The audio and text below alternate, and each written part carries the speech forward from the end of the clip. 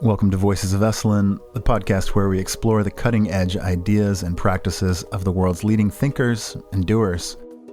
I'm your host, Sam Stern. Today our guest is Bill Donius, author of the New York Times Bestselling book, Thought Revolution. In this book, Donius explains the science behind non-dominant handwriting and teaches how to incorporate this powerful technique into your personal lives. Through the simple process of non-dominant handwriting, you can discover how to connect more fully with your subconscious right brain, unlocking hidden talents, reducing stress, and even healing from trauma. In this episode, we're going to feature a process that Bill Donius goes through with a Voices of Esalen listener, oncology nurse and meditation teacher Nicole Longbine. So get ready to unlock your hidden brain power and join us as we dive into the world of thought revolution with Bill Donius. Bill Donius, my friend, thank you so much for joining us today on Voices of Esalen. It's a pleasure to see you and be with you. Thank you. It's an honor and a privilege to be with you. Bill, what we're going to talk about today is the work that you do as a workshop leader. You are also a member of the Esalen Board of Trustees and a respected member of the community. But today we'll go into the work that you do as a workshop leader. You're the author of a book, Thought Revolution, How to Unlock Your Inner Genius. Yeah, talk to me about the work that you do. Sure. Thanks for the question. And I'm a fan of your podcast, by the way. So when you reached out, I was like, absolutely, I'd like to do this. It emanates from the work that I did in therapy 24 years ago. And I capitulated and went into therapy, was doing well in my life and in business ostensibly, but was not doing so great in my personal life and specifically with intimate relationships. So I pulled out the card that it was in my wallet for 5 years and called the therapist and went to see her to try to attend to the problem, and ultimately did. However, what really expedited the work was when she gave me a book that was titled Recovery of Your Inner Child. And it really helped me understand the trauma that happened to me as a younger person, and not surprisingly, since it happened so young and ended before age 7, I had no conscious memories of that. So as a consequence, it was harder to work on what you don't even know necessarily happened to you, but all the signs and symptoms were there. And when it did come out, she was like, well, you've kind of fit the DSM profile 13 out of the 15 times for abuse. So it made sense. And then I ultimately ended up studying with Lucia Capagnoni, the author, thereafter. It was actually 10 years later after I finished my career in banking. And what I really realized is that the importance of contact, because I learned this in a therapeutic setting and because it was about trauma and abuse, I really wasn't talking about it in my professional life as a banker. And it took me approaching a problem at the bank that I thought, wow, I wonder if I should use that process I learned in therapy on this business problem. And when I did, and it worked well, I thought, oh, okay, so this is really a thinking process. And to describe it, it's about learning how to activate the neural pathways to the right side of the brain, which is thought to be where creativity, intuition, problem solving, artistry, higher consciousness all exist. And there's a lot of discussion, and some have even said that Nobel Prize winning discovery by Dr. Roger Sperry in 1981 has now been debunked in certain ways, and maybe it doesn't work, and maybe all these regions of the brain we still don't fully understand, the executive center and the prefrontal cortex, and how the corpus callosum brings all of that together. And my feeling has always been, kind of as more of a practical business guy, if something's working, judge it based on that result rather than, and I'm not a scientist nor a psychologist. So I'm kind of like basically finding and discovering kind of a user's operator manual, if you will, for the brain. And it was working so well for me that I just used it personally for 10 years, but didn't talk about it. And so it was only after I was looking at what I wanted to do next in life, and I did a retreat and tried to figure out what I wanted to do next in life, that idea of helping others and using this process to help others kind of surfaced at a retreat in Santa Fe. decided to follow that and did 200 interviews, and over 3 years, it resulted in the book. And since then, I've been teaching this process and advocating for the right brain. So how does one access the right brain? What kind of physical exercises do you use to do that?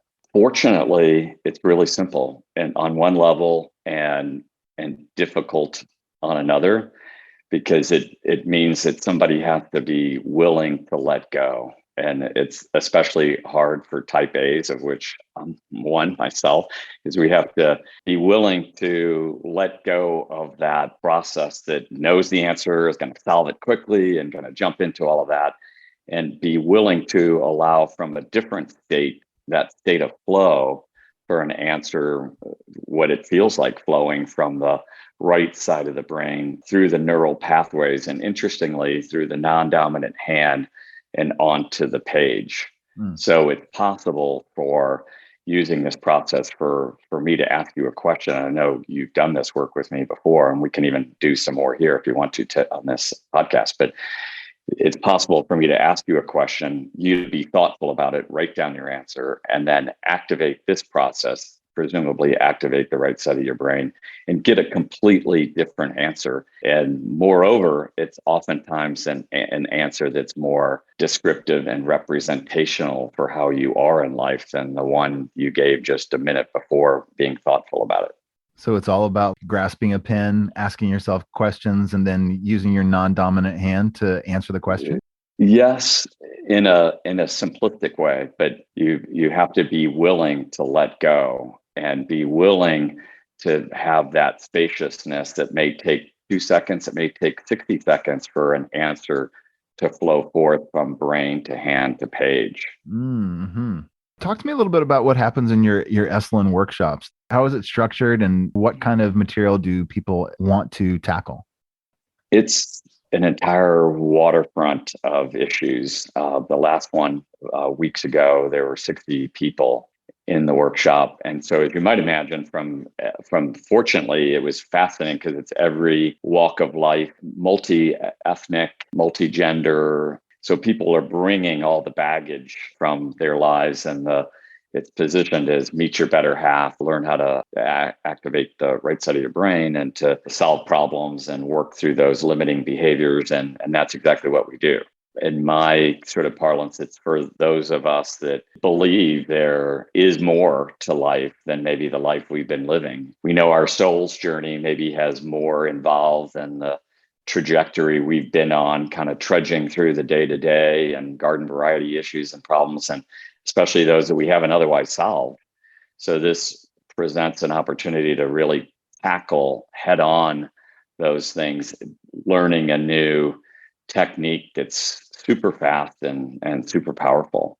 So in the workshop, first part, the first night, is just getting people comfortable with one another and being willing to be open-minded, because as strange as it may sound, it's not easy for people to make this leap with me, to even want to try something like this and believe it's possible even. So I have to explain the background, the science, the psychology, the 50 years worth of development in a condensed format, to just give people permission for themselves to kind of go there. It's an opening for whatever they want to take on, and however deep they want to go. I offer over the course of the weekend questions like, what is the highest and best purpose in my life? What problems have I pushed under the rug and don't want to take on? Or what are my limiting behaviors? Or why haven't I forgiven this person? Or why am I in a relationship with this person that is not good for me? We go really deep in identifying and looking at those issues, and people learn from each other. I know this is a little bit tricky to talk about because you want to respect the confidentiality of the group, but I'm just curious about what things that people might have attempted to apprehend during the class, and what kind of, if there's a breakthrough that you could talk about in such a way to, not reveal anybody's personal information. Yeah, I think there's one is the person who is working as oncology nurse and was feeling less fulfilled over the decade and a half of that work after all the training and so forth, and was paid very well and was doing very well and was very well rewarded, and yet didn't know why there wasn't fulfillment and didn't know what else to do.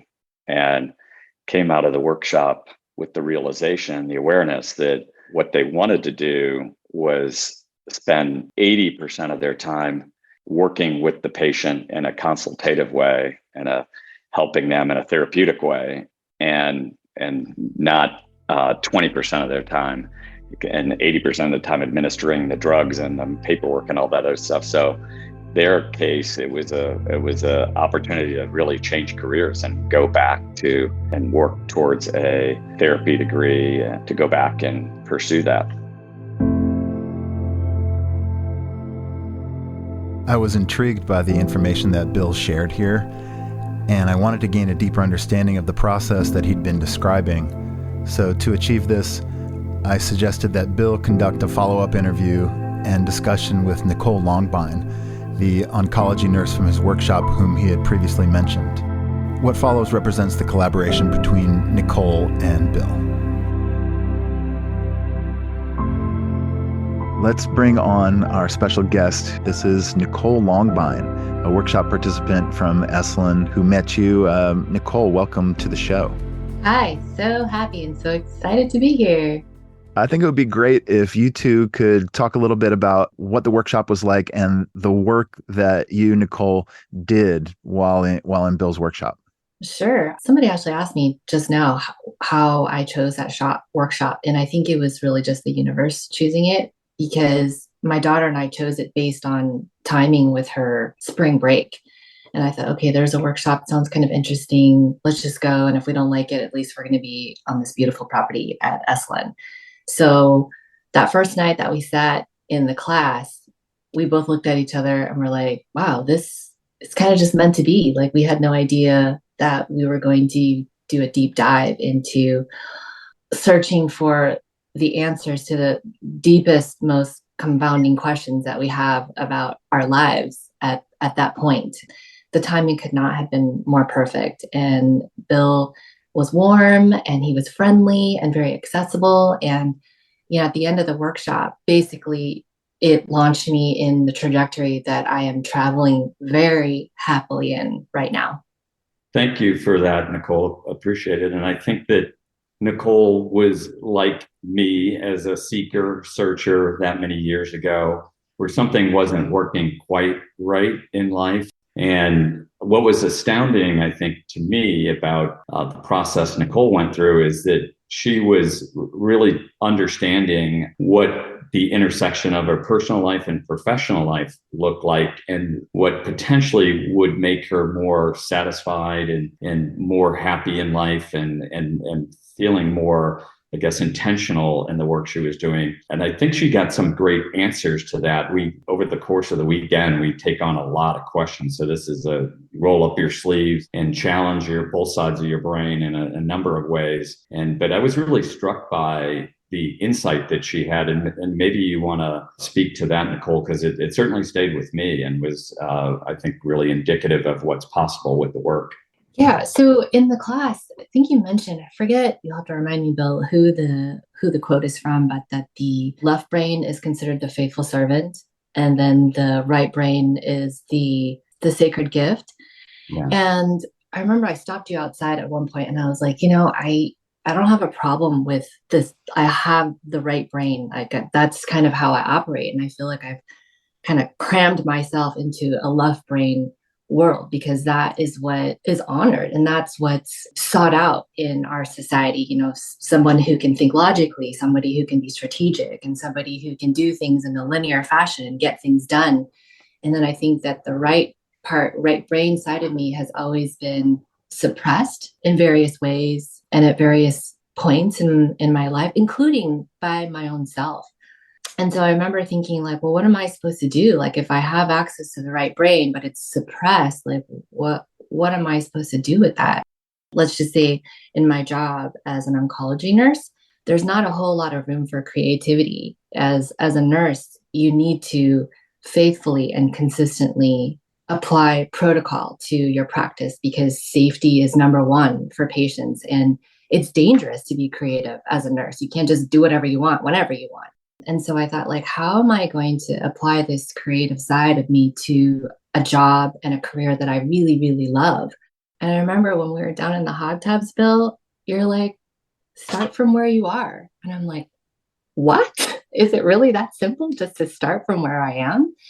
And you're like, yeah. And, you told me that I basically had a built-in audience of people who could really use this technique, this technology that you were showing us to tap into, the kind of more intuitive side of our existence in the form of our patients who are suffering for all kinds of reasons. And then, also we were kind of coming out of the tail end of the really difficult part of the pandemic. And so I thought, well, this could also apply to our staff as well as our patients.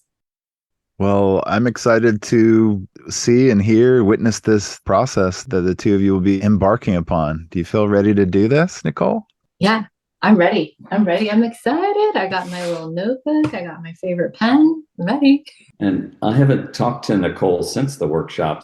Since then, I've made some big, bold moves and accomplished some really important things. And now I'm kind of like, okay, like what's next? So well, wait a minute. Wait. I want to hear about those things first. I want to hear the synopsis about the good stuff before we potentially explore for more good stuff. Right. Okay. So what happened was after I took your class, I thought, oh, that was so amazing. And then I thought, well, what was it, Bill's class, or was it the magic of Esalen? Well, you know what? Let me just go down to Esalen again and see, like, where that actual magic came from. Was it actually internal, or was it just the land? And so the second time I went down there in June of 2022, I went down without a workshop, and it was just, what is it called? Doing the self-guided. Mm-hmm. So I did the self-guided, and it was just my husband, Jason, and I sat down at an opening circle that was run by J.J. Jeffries. And during the meditation, at the time in June when we went down, my father had died, and we had a really traumatic thing happen to us as a unit at work. We had a patient who passed away in the lobby, and it was, we're an outpatient unit, so we're not equipped to deal with these kind of code blue type situations. But he had collapsed in the lobby, and they called a code, and our team tried to resuscitate him, but in the moment was so chaotic and so frightening. And he ended up dying, which was terrible. And he ended up dying in front of his wife and his daughter. And I thought, like, God, like, this is like terrible. I'm like a terrible nurse. I'm a terrible, like, wife, mother, everything, terrible human. So in that moment of sitting in the circle, I was feeling incredibly unsettled. And, he was, J.J. Jeffries was leading the meditation. And, towards the middle of it, I was like, I'm not doing this right, because I'm still thinking, like, I cannot stop thinking about things. And, every time I would close my eyes, I would think about how I couldn't get that damn suction machine to, like, work. And then, like, how, like, what, the moment that was so chaotic, and, all these other thoughts about, my siblings and I, and the conflict that we were having surrounding the care of my dad, and, like, the details of taking care of his estate afterwards. And then, like, towards the end of the meditation, I had this feeling of being settled and calm. And as soon as I noticed it, it was gone. And I thought, man, like, if I have to come down to Esalen every time I want to get this feeling, like, that's going to be pretty expensive. So let me see if I can do some more research on meditation as another technology to kind of tap into the inner wisdom. And so I enrolled to become a meditation teacher with the David G. Meditation Academy. And I just graduated a couple of weeks ago as a certified meditation teacher. So those are the big steps that I've taken since then. Thanks to you, Bill. Wonderful. And so the question, maybe an entry point in the show, it's a good example maybe about how this process can be helpful, is we turn over this traumatic experience that you had and maybe turn that over to the right brain and see if there's some wisdom, some insights for you that might exist around how you feel about that, what could have been done differently, or just see what else is there. So if you maybe that's a good way to jump in if you've got pen and paper handy. And so the question that I would ask you, and I'm always agnostic as to where a good insight or breakthrough comes from, left side or right side or both, and scientists would also say, to bring some clarity here, is that there's still so much that is unknown about the brain, whether it truly is one hemisphere versus another, or we know that we use all of our brain all of the time. They're still learning about the various functions inside the brain. So whether you interpret this literally or metaphorically, if it's helpful, I always say use it. If it's not, discard it. So the question I would ask you first, Nicole, is when you think back to that experience with that patient, maybe with the pen in your dominant hand as a prompt, is there anything that you perhaps would have done differently in that experience, or anything that comes to mind in retrospect now that you have a few months of distance and some perspective? And then write down whatever answer comes to mind. Now we're going to attempt to activate the right side of the brain. And so the way this works, there's quite a bit of coaching that goes along with this, but we're going to do the abbreviated version here since Nicole has done this dozens of times already, probably since April. So with the pen in your non-dominant hand, just let go and let your brain flatline without judgment. Don't necessarily think about anything, just be in that state of flow and allow for you to hear the question, and then allow it to flow through your neural pathways to your non-dominant hand and onto the page in response to the question. The question is, given the benefit of time now and the perspective, with that patient who passed in the lobby this summer, is there anything that you could have done differently, or any other wisdom that's coming to bear here that will help you or help your understanding of that experience? Write down whatever comes to mind. Okay, and then perhaps you can share, Nicole, what you got, and if you'd like, from both sides, or whatever insights may have come up for you. Sure. So with my dominant hand, I wrote down that I would have wished to be more present in the moment. And I would have wished that I had known, had more time to practice with the suction machine, and just been a little bit more prepared for an event like that. And then with my non-dominant hand, this seemed to kind of come out of left field because I don't know if it really answered the question, but this is what came out, that I would have wanted to be the one that was sitting with the wife and the daughter rather than part of the crew that was actually working on the patient, because I think that that's probably where my strengths lie. I don't think that I am the type of nurse that really enjoys the kind of high adrenaline crunch time nursing. I really like the more softer kind of emotionally based caring. And then the other thing that came out of the non-dominant hand was that I realize now that the level of awareness that I had at the time was very different than the level of awareness I have now. And because of that, I'm able to offer myself a good measure of forgiveness and compassion for that person who was going through the really stressful, traumatic code situation. And that also the perspective of struggle and discomfort actually being a compost for self-knowledge and growth to come from. Yes, I don't think I've ever thought about that. Yeah, thank you for sharing. And for each of us, the power of using this process is the value that we get from the insights, the wisdom that flows forth. So each of us can be the judge of whether that's helpful or not. So when you look at what came presumably from the right side of your brain, and the right side is known as the more intuitive, spiritual, artistic, creative, problem solving, higher consciousness. To me, it sounds like that answer feels like a much different quality than the answer you got the first time. And it also seems like from your insights at the workshop that you've made changes in your life to align with more of the working with people versus being more of the administrator of healthcare, drugs, and or processes. Is that true? So you've kind of already realigned in the direction you want to go in.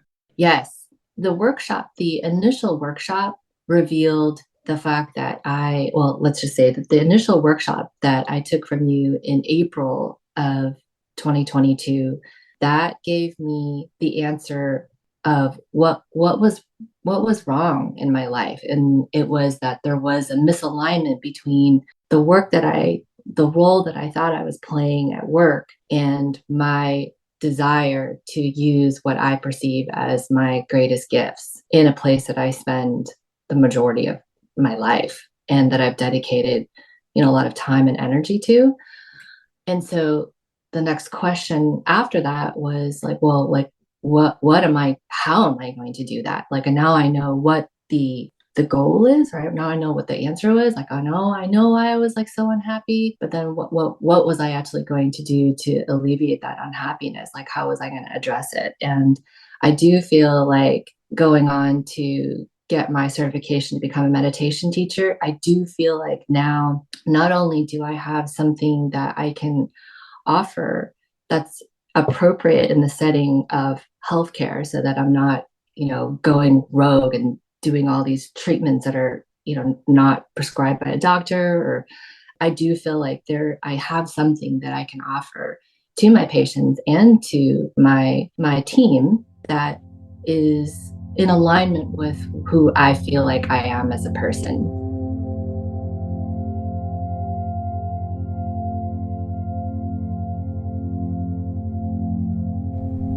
Our podcast today is brought to you by BetterHelp.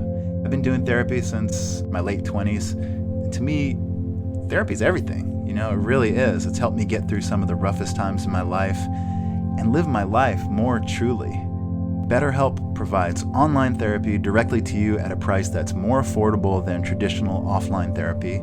So it's a great way to invest in yourself without breaking the bank, and just kind of experiment with talking to another individual whose only job in the world is to help you unravel yourself and take a look at your defenses. When you sign up, you'll match with a therapist according to your needs. And who knows, it might take a few tries to find the right fit for you, so BetterHelp makes it easy and free to change therapists if needed.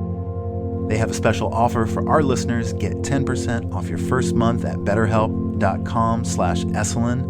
That's 10% off your first month of online therapy at betterhelp.com/Esalen. When they ask you how you heard of BetterHelp, be sure to type in Voices of Esalen. Yeah, that's a wonderful gift to yourself and a wonderful insight to occur, because I've met so many people in life that are just kind of stuck, for lack of a better word, in some part of their personal life or professional life. And there's a reason for it. Scientists would say that we get cultured in habits and routines, meaning that we get so dialed in that I guess it's why think outside the box is also the most overused hyperbole in business, right? Because we say think outside the box because we don't know how, and we get admonished to do so in corporate workshops, brainstorming sessions, and in fact we get more and more and more dialed in as we get older, and we're risk averse, change averse, fearful, and which includes me at 38 and not knowing how to change, how to adapt. And so this process I found is so valuable because that right side of the brain is connected to our soul's journey and has the wisdom to say, hey, here's what you need to know, in a way that we can process it and understand it, and also in a way that it's not a total stranger or even a workshop leader or a friend saying, hey, Nicole, you should do this. It's because then it's like, okay, that's their point of view, but what do they really ultimately know about me and my journey and what I'm here for and the lessons that I want to learn and the breakthroughs I need, all that kind of stuff. So thank you for sharing that. It may be also good to, if you'd like, given this big transition that you've made, is to look ahead and maybe task your both sides of your brain for what's next on the horizon and Yeah. what might be coming up for you. How does that sound? Yeah, that sounds great. Okay, And I will add that the technique that you taught us is so useful that I feel like I've almost, not quite, but I've almost got this semi-permanent link between the two sides. And so it's almost like I'll be writing. So basically, the way that your technique has helped me quite a bit with my art is I have a sketchbook, one side, the right side of the sketchbook, the right page as it opens. If I'm stuck, I'll put the pen in my non-dominant hand, which is in my case, my left hand, and I'll just start to draw whatever comes in mind. And then sometimes what'll happen is that ideas will start flowing so fast that I will have to switch back to my dominant hand because my left hand, just simply because of muscle memory, cannot keep up with the flow of ideas that come. And so I think that sometimes when I'm doing this as a writing exercise, even the thought of moving my pen to the non-dominant hand, the ideas already start to flow. So have you taken on a number of students as a way of integrating this process from the workshop, integrating it into their everyday lives going forward? Use the to-do list, spelled TWO, to-do list, meaning they put they do it the traditional way and write down whatever is on their list for the day. And then they switch hands and, more importantly, switch brains and capture what is there on the right side of the brain. And typically those are very different items, issues, qualities. And then I advocate that you blend those lists to figure out what you actually want to do and make sure to include for that particular day. Have you had any experience doing that? yes. So what happened was I was doing that, and then after a while, the list was just the same no matter which hand I was writing with, because there was such an integration between the sides. And I do think that the saying, practice makes better, is true, because the more I made that list, the less I had to switch back and forth to get a consistent or a consensus from both sides. It wasn't like the left brain was still telling me to do like, oh, the laundry or like pay the bills. It's like the flow was coming evenly from both sides, even though I was writing with my dominant hand, because I had created that bridge and kept crossing it over and over and over again. So my to-do list today in November of 2022, and that's what, like 6-7 months, like it's been integrated. Wow, fantastic. I think it's to me, it's a bit like, if we were to go into the gym and only use the right barbell, and if you've anybody that's had a broken limb where your one appendage is casted, you know how much that atrophies over the 4, 6, 8 weeks, whatever it is. And so if I think of it as like going into the gym and using both sides.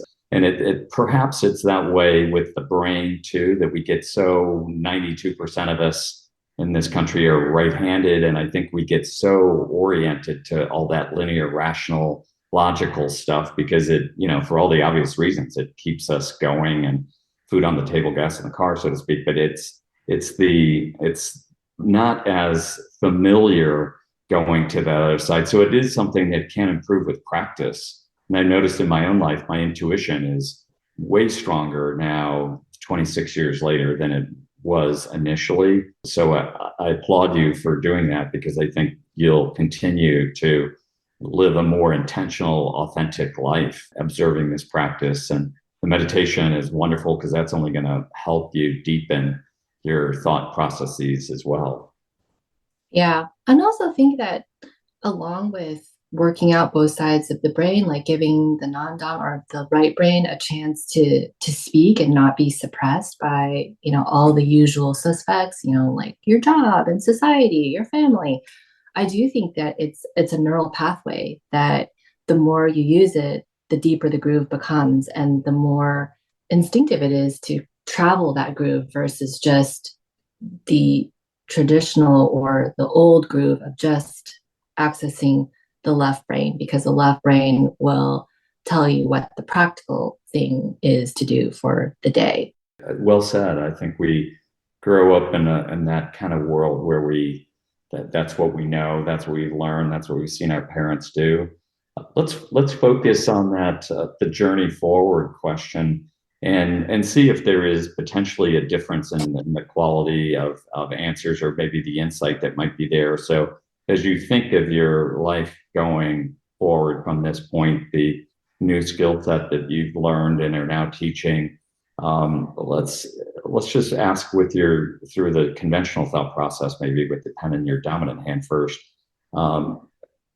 Anything that you should be aware of or incorporate in that journey, or be thinking about and reflecting about, to make sure that is, as good as it can be, and you get the enrichment that you need and the insights that you need along the way. Okay, thank you. And so now let's switch hands again and switch brains. And I like to think of this as the bonus round, potentially. I know in the work that I do, even all these years later, I almost always get an idea, a new possibility, a better thought, a different thought. And so for the return on time to me is so valuable, because what else can we do in 60 seconds, right? To literally activate that right side and allow whatever's there to come down for us right on demand when we need it. Because this is similar to the default mode network in the brain when we're riding a bike or listening to music or doing something different, showering, maybe we get those ideas popping in, but they're oftentimes not terribly convenient because we don't have a pen and paper nearby. If we're dreaming, we may even forget.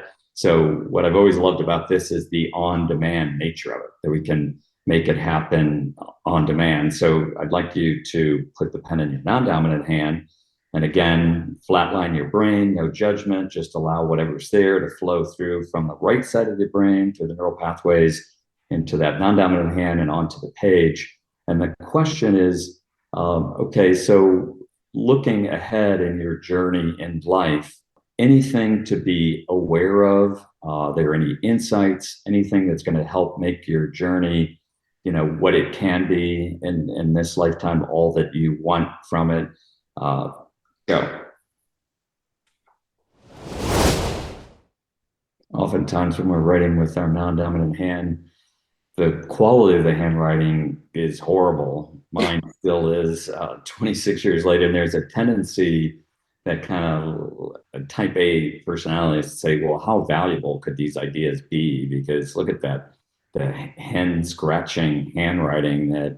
So is it really a good idea or not? And so we can tend to dodge around those kind of things. But so we have to learn to get over that and even rewrite it if we'd like, or type it. I often encourage people, if they get a really major breakthrough, to take a dry erase marker and write that insight on their mirror so they see it every day. But in this case, did something valuable come up, Nicole? Yeah, some pretty different things. So the dominant hand was like, well, you read up on the ancient texts, develop content that's, based on this ancient wisdom, know your facts and figures, be prepared for whatever answers or whatever questions that people will ask that might be difficult. Be ready with resources so that you can refer out if somebody says like, oh, they have a question about some really, really deep trauma that I don't like. Oh, I don't really know what to say to that. And so it was a lot of preparation type work. How am I going to prepare for this next step? Make sure that you have all these parts and pieces that are academic in nature. And then with my non-dominant hand, it was more like, well, keep a lighthearted and carefree attitude. And then let's see if I can read my writing here. Oh, and be confident that I can just be with the silence and stillness and know that the answer will arise. And the other thing that I came up with is that the struggles that I have as an artist after I published this one piece for my meditation class, I got a lot of feedback that other people have had similar experiences, that their right brain, that their more creative, intuitive self was suppressed or oppressed by people who had their best interests in mind. That going the creative route is dangerous. If you don't become a banker or a doctor or an engineer or a lawyer, that you're going to somehow fail and that you're going to end up under a bridge making art, but that you're going to be homeless. And so I think that a lot of those comments that I got after I made that piece of artwork and explained the journey that I went through to create that piece of art and actually share it with other people, it involved a lot of pushing through constrictions. And I think that what I would like to do is to do something, and I don't really know how or what, but offer some sort of service, and not service in terms of a product or a thing that you could buy, but maybe like service as like my duty on this planet in this lifetime.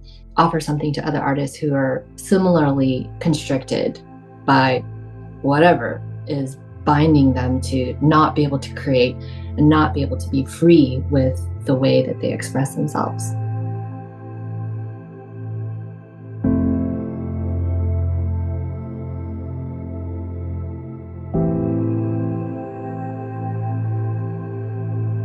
Wow, what a beautiful reflection. As an example of how we can go deeper on this, because this is really about having a conversation with both sides of the brain, with, as I've come to think of it, as the sort of the conventional thinking being like the patient, and our right brain maybe being the therapist or that source of higher wisdom or connected to our soul's journey, that higher consciousness. So we're able to get either strategic kinds of questions and answers or very tactical ones sometimes. So in that spirit, if you would go back to your non-dominant hand again, and let's ask a follow-up question there, because I think this could be really interesting for you. The question would be, again, with the pen in your non-dominant hand, and reset and just see what's there. The question would be how. You mentioned that you would like to help people and other artists in their getting and achieving those creative breakthroughs. And you've seen how that's working in your own life, and you cited the need for confidence and stillness, and that the answers will emerge. So I want to ask your right brain is, how do I help others in their journeys? Get something? I did. Okay, so I thought of this Instagram account that I follow called The Writing Desk. I love her posts because it shows her making some art in the background, and then it has a voiceover or sometimes just like words, kind of encouraging words. And I like that because it has she has all these affirming messages, like, you can do this. Perfectionism is not necessary. In fact, it can be quite detrimental in releasing the creative energy. But I think that what that is missing is just like, as an artist, just watching something on Instagram, there's not an actual doing. There's not an actual, and there's also not a dynamic between you and another human being directly. So I think that it would be really cool if I created some workshops, and I just thought of this too, because the right brain is like wide open right now. But basically some in-person workshops where people come, and they don't necessarily have to be artists, but they, are somebody who has some sort of, constriction that's going on in their heart, in their minds. And I would use art as the vehicle to free the right brain. And then maybe I can even do an exercise, or have like workshops in which they do use their dominant hand to create something, but then they like also use their non-dominant hand to maybe start the process or help the process along if they get stuck. And it would be these kind of projects with a nice start to an end. And then at the end, they would have this really cool piece that they could either bring home and display on their wall, or they can give away to someone that they like. I like that. Thank you for sharing. I found that over the past decades, I've worked a number of times I think more with writers who have taken on an area where they were blocked or a story, question, or problem, and they've turned to their right brain for a solution and gotten one and been, really excited about being able to get that breakthrough. I know for me, in writing my own book, I really didn't plan on writing a self-help book, especially being in a career in banking and, doing all of that. It wasn't like on my list at all. So it was really listening to my own right brain in my late 40s where the idea came up, hey, think about this, think about teaching this to others. So like what you're getting is the real idea was like how to helping people by teaching them this process could be a way of helping them in their own lives and maybe in some small way keep the world a little bit better place. And so I listened to that, even though it seemed strange to kind of take this other path. I was thinking I'd, go on a nice long vacation, enjoy life and rebalance and do all that kind of good stuff after 30 years of hard labor. But it was, that came up and it felt very authentic to me, and it felt like it was a valued purpose. But when I started living into it and trusting it, I saw that there really was, it was something I would find really interesting. And I did the interviews, and so one thing led to another. But I think your notion about trust and confidence is important. And I think we shortcut ourselves too often and don't trust ourselves enough. So the right brain can be a real great source of inspiration and confidence and pushing us in a direction, because we can be doing this and listening every day. So it doesn't have to be, at a workshop. Once we learn this, we can apply it as often as we need to. Yeah, I agree, because I think that ultimately what humans need and want is to be able to express themselves, express their true selves. And I think that a lot gets in the way of that. And I think that, having somebody who says, hey, it's okay to express yourself, your true self. And here is a technique in which you can try it out. And I think that once people, like in your class, they try it out in like one area of their life, and they kind of like it allows them to extend it to other areas of their life. And I do think that, one of the things that my meditation teacher told me was that you transform the world by transforming yourself. And it has to start with yourself. You can't change anything else around you without first taking a look at yourself and allowing that true self to come out. 100% agree with that. I learned transcendental meditation in college, and I think it helped me along the way. And it's not a but, it's an and. I think it's like that is a big chunk of the way there, but really being able to have, I guess I needed something very tactile and being able to, go to an on-demand method. So I think the combination of meditation and this process, they work hand in glove, and it's a really good way of opening up to many different possibilities and to really connecting with that soul's journey, which I think is so important, because that is what really gives us that sense of transformation and authenticity and even happiness in life, is when we're dialed into that and we feel like we're in the zone, so to speak. So yeah. Congratulations for your work in this area. I'm very inspired by it. Well, I'm actually thinking about something that just fell into my lap last week. So my manager came and asked me if I would be interested in being part of a committee for Sutter Health East Bay. So Sutter Health East Bay, it has 3 hospitals in our system. And so they want to form a committee with our chief nursing officer to try to increase the wellness of the staff, because I think it's kind of a global thing in healthcare that staff they're not doing the best that they can be mentally. And then I think that overflows onto their physical, emotional experience. But I was thinking, gosh, well, I said yes to being on that committee, but I wasn't. And then, my manager's like, I don't really know what the committee is going to be like. I don't know what the time commitment is like. And he said, are you interested? And I said, yes, I'm totally interested. But now I'm thinking, oh, maybe if there is an opportunity to use the ideas that we're generating in this session, gosh, like we can apply it to, Sutter Health. Why not? Like if we could use art as a vehicle and, the dominant, non-dominant hand as a vehicle to kind of tap into what is really going on inside people's hearts.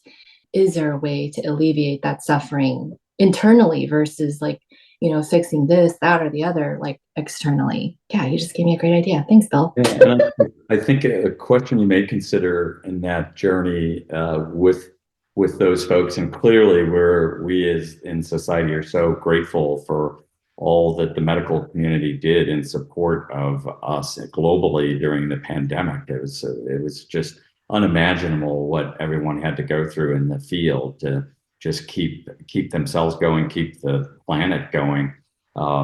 Is to maybe ask the question, what do I need?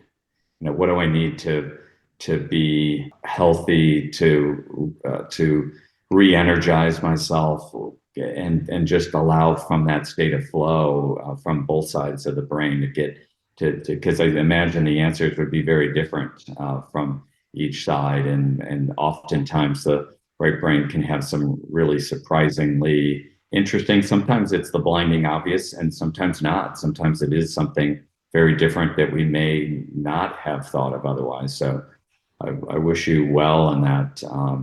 I think it's a really important quest. Thanks, Bill. You're the best. Thank you. It was wonderful to have that experience and getting to know you and to stay in touch on all this stuff going forward. So look forward to more stuff ahead. Yeah, I feel like there's a lot coming down the pipeline.